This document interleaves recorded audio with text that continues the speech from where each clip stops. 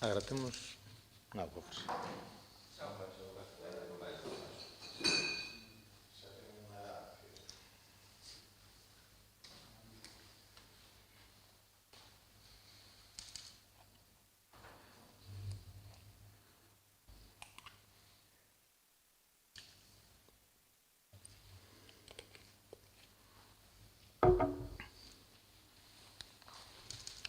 Temos resolto o asunto da técnica ou... Sí, podemos entonces? Pois cando vostedes me digan, vamos alá entonces. Bueno, moi bo día e, antes de nada, gracias por asistir a esta rolda de prensa coa que retomamos un pouco a normalidade das nosas comparecencias dos venres longo do paréntese estival durante o mes de agosto.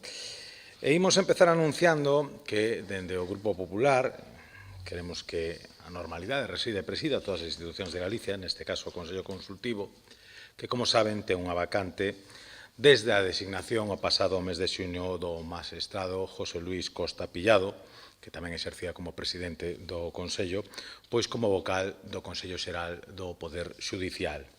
Como decía, para que volva a normalidade ao Consello Consultivo de Galicia, desde o Grupo Popular, imos propoñer para ocupar esa vacante existente nesta institución ao magistrado don Andrés Lago Louro. Natural de Louro, en Mouros, Lago Louro é licenciado en Dereito pola Universidade de Santiago e conta cun máster en Dereito Xudicial que lle permitiu o acceso á carreira xudicial e fiscal con só 29 anos de idade. Comezou a súa tarefa profesional como xuíz adxunto no xulgado de Ordes ata que, en novembro de 2004, tomou posesión como xuíz titular do xulgado de primeira instancia e instrucción de Cistierna en León.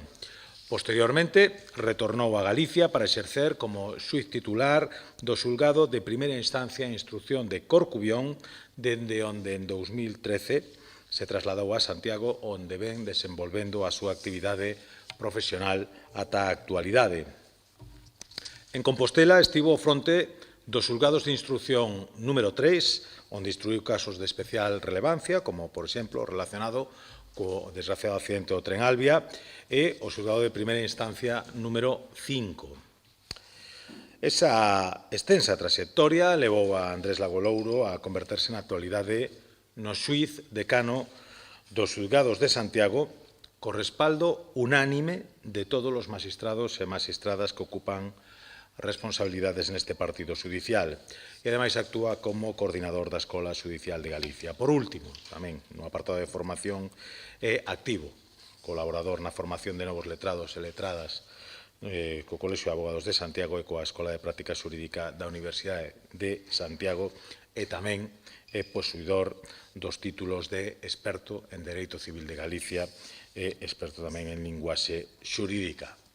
Como poden comprobar, estamos a falar dun magistrado coa competencia e experiencia máis que suficiente para ocupar a vacante existente no Consello Consultivo de Galicia, relevando do mellor xeito a quen ocupou este cargo ata hai ben pouco, o señor Costa Pillado.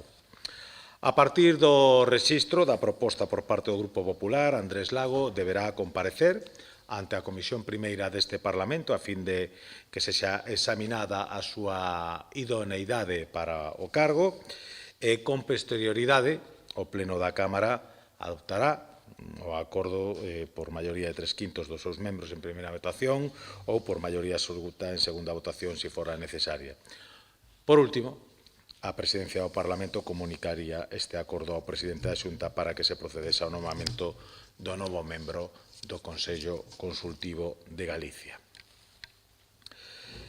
Antes de quedar a vosa disposición para que fagades preguntas que consideredes oportunas, permitide tamén que comparta dúas reflexións sobre temas de actualidade que consideramos de especial interés. A primeira delas ten que ver co proxecto de Altri en Palas de Rei e a resposta que recibiu a eurodiputada a tempo parcial do BNG da Comisión Europea sobre a avaliación ambiental desta iniciativa industrial. Queda claro que o único obxectivo que buscan os nacionalistas é poñer todas as trabas que poidan para calquera proxecto industrial en Galicia, concretamente tamén para este de Altri, sempre que intentando que non sexa unha realidade que impida o impulso económico para Galicia, especialmente para o interior da nosa comunidade. A Comisión Europea deixa claro na súa resposta á eurodeputada a tempo parcial que non observa ningunha infracción da Directiva sobre emisións industriais ou da Directiva sobre a avaliación de impacto ambiental. Repito, abro comillas, non observa ningunha infracción da Directiva sobre emisións industriais ou da Directiva sobre a avaliación do impacto ambiental. Pecho comillas. Isto debería poñer fin aos intentos do nacionalismo galego e os seus satélites por contar co apoio europeo na súa loita contra o proxecto de Altri. Pouco a pouco, vaise botando abaixo toda a demagoxia que está espallando o BNG e os seus satélites políticos e sociais sobre este proxecto industrial e dende o Grupo Popular pedímoslle que simplemente deixen traballar tranquila e libremente aos técnicos que están estudando o proxecto para que elaboren os seus informes e as súas conclusións sobre os efectos que terá Altri para o medio ambiente e a economía de Galicia. A verdade é que consideramos que as cousas estánse a facer ben e que este proxecto está a ser sometido a unha tramitación absolutamente garantista e contará con todos os apoios sectoriais pertinentes, con todos os informes sectoriais pertinentes para garantir que cumpre e respecta estrictamente a legislación vixente. E se non é así, pois xa sabemos o que acontecerá. Pero, relacionado con esta tramitación, hai outra cuestión que a Comisión Europea tamén deixa clara na súa resposta. Cando di, e volvo a abrir camillas, o máis eficaz, ao menos nesta fase inicial, sería plantexar a pregunta que fai o BNG ás autoridades dos Estados membros, neste caso, ao Goberno de España, que son as principais responsables de garantir o cumprimento do dereito da Unión Europea. Fin desta cita. É dicir, o Goberno de Pedro Sánchez tamén é quen se debe pronunciar sobre o impacto ambiental do proxecto de Altri. Pero, lamentablemente, como se ven denunciando estes días, a día de hoxe nin está nin se lle espera, tanto para axilizar a tramitación do proxecto como para concederlle os fondos europeos necesarios para facelo realidade.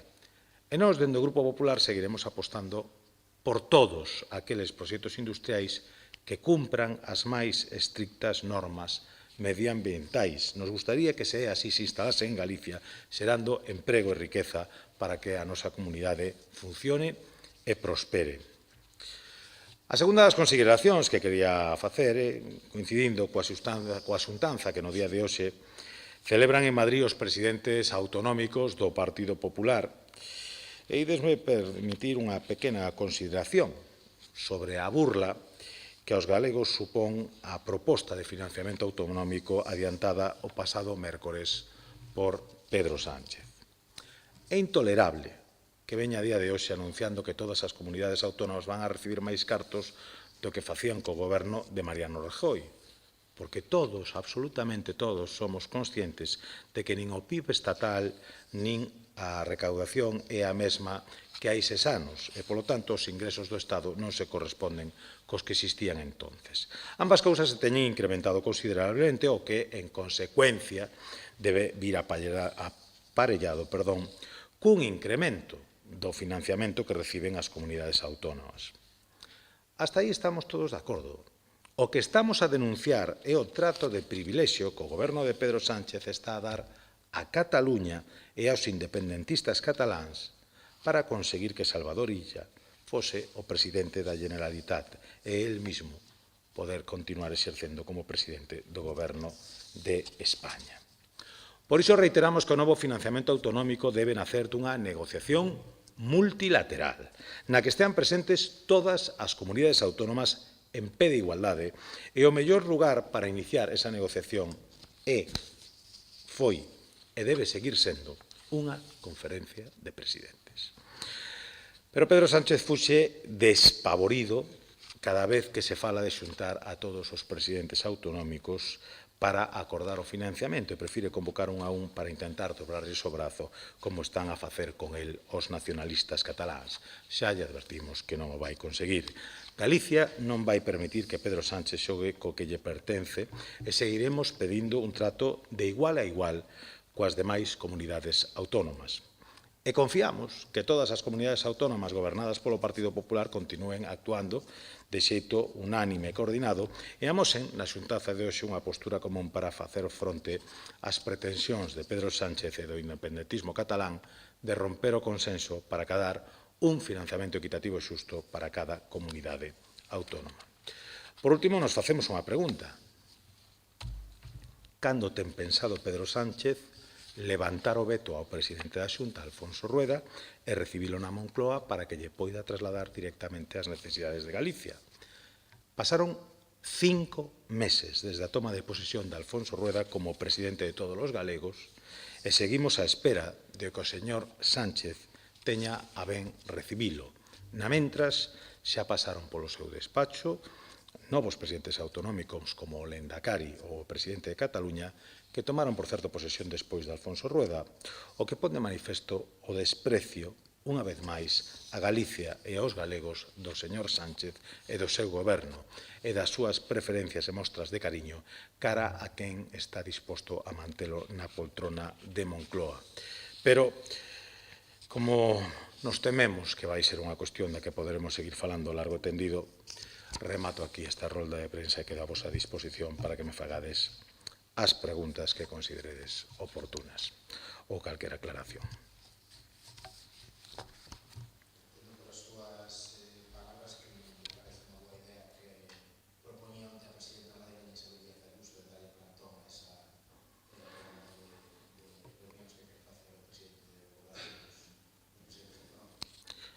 Eu descoñezo cal era o plantexamento. Entendo que a señora Ayuso se refería a unha postura común das comunidades respecto ao financiamento, non? É o que entendo. En todo caso, levamos uns cuantos meses pedindo que o presidente do goberno reciba por fin a Alfonso Rueda. Créame que é coa intención de que Alfonso Rueda acuda ali a trasladarlle todas as demandas e incumprimentos que este goberno leva acumulado. Son moitas as débedas que ten pendentes, señor Sánchez, con Galicia e, por suposto, esperamos que se en algún momento o presidente do goberno ten a deferencia de deixar do lado o seu evidente sectarismo e convocar a quen representa a todos os galegos e que vai ali pois en representación institucional, quero recordarlo, pois evidentemente o presidente acudirá a trasladarlle cales son as necesidades de Galicia e que ten que facer o goberno de España polo conxunto dos galegos, que non o está facendo ata agora.